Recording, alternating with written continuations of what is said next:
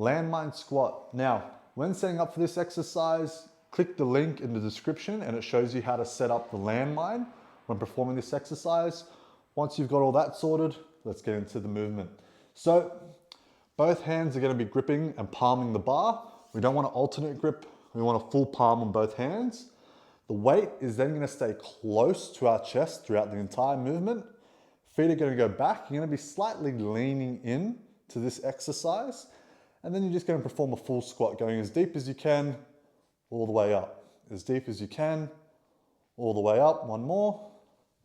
Now, a couple things to notice and keep in mind when performing this exercise. You're going to most likely use a traditionally wider stance than what you normally would.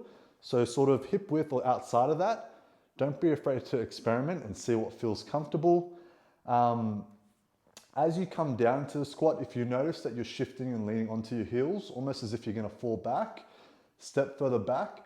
Whilst you're performing this exercise, you do literally want to be leaning into the bar. And lastly, more importantly, the bar always stays in contact with your chest whilst performing this exercise. Some things to avoid would be reducing your range of motion. You always want to be going as deep as you can, assuming you're in control and you have balance. You want to make sure you're pushing through your entire foot into the ground, not your heels, not your toes, your entire foot. And lastly would just be making sure that your knees aren't caving in.